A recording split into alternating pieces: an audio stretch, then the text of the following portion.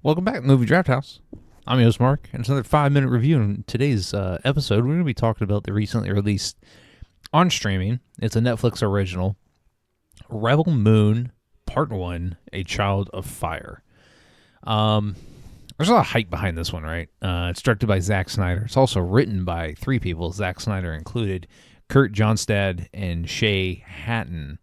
And it stars Sofia Boutella, who I haven't seen too much of. She's been in some other stuff, but in like kind of bit roles.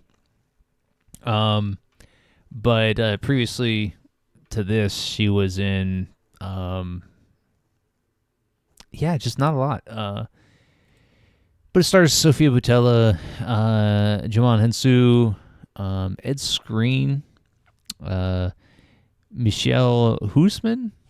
I hope I said that right. Ray Fisher, the voice of Anthony Hopkins, and he plays the voice of a character named Jimmy, a robot, a very ominous robot. Charlie Hunnam, who is a co-star here, and Staz Nair, who plays the villain, and Corey Stoll, who has a small part in the beginning, but a pretty good part. A lot of hype behind this one, right? But it's getting murdered in the review category, and I'm not going to help it out any here. It's kind of a mess. It's got a 23% on Rotten Tomatoes and a 5.9 on IMDb. But Zack Snyder, man, he's got a ton of ideas, right? And he's obviously a talented filmmaker. I just don't understand why he makes movies the way he does. Tons of lens flare in this. Tons of green screen. It looks weird at times, in others it stands out for the wrong reasons. It's a part 1. Part 2 comes out in April of next year. I saw it got a lot of Star Wars comparisons. I don't think this has anything. I mean, like, I think the villain kind of is Star Wars-y, but other than the main character being kind of this chosen one, I didn't feel, other than it's set in space and it has a ton of unique-looking characters, which I give Snyder credit. The alien designs in this are really good. The ideas are pretty good. Sofia Boutella is not good. And she may be a very talented actress and other things. I haven't seen her in anything else, I don't think. But she's kind of terrible here. I mean, just very one note, monotone, just stoic for the wrong reasons. Like Charlie Hunnam he carries the film for a good chunk, as charismatic as he is. And so I'm thinking, I was like, why didn't they just make him the main character? I mean, not that character, but why not cast him as a main character, a main protagonist, instead of this woman? And I don't know if it's Zack Snyder saying, hey, this could be your vehicle to future stardom. But she's just not good. A lot of people here don't have a lot to do in this. The film ultimately is kind of disjointed. It's because it's obviously a larger story, and this is part 1, and it ends on just a sudden note, and so it's disjointed in that aspect. And I really wish Snyder would not decide to do things that way, is because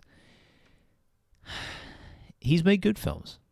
I mean, it's been a while. But last good film that Zack Snyder made. It's been a while, but he keeps getting these major deals to make films. Watchmen, that was probably the last good film he made. I mean, people really love Zack Snyder's Justice League. However, it's a 4-hour movie, but Man of Steel was pretty good. But other than that, it's just kind of been, 300 was good.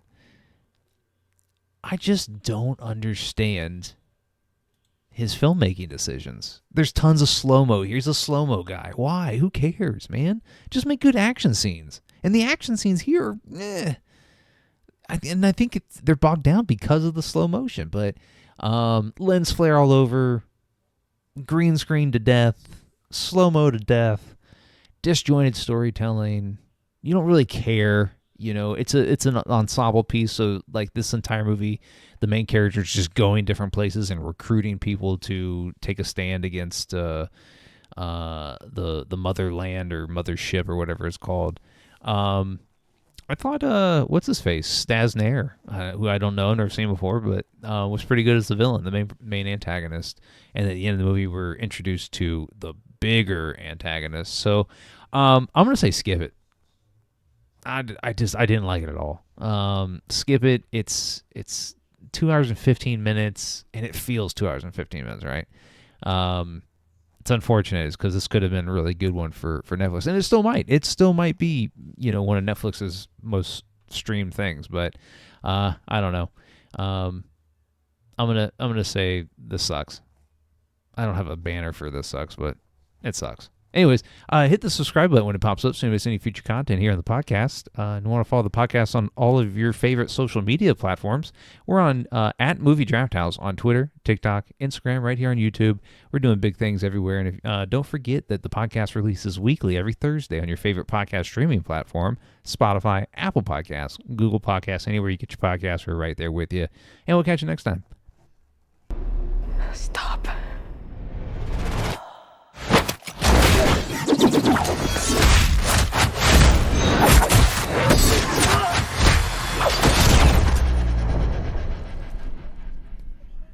We're gonna have to fight.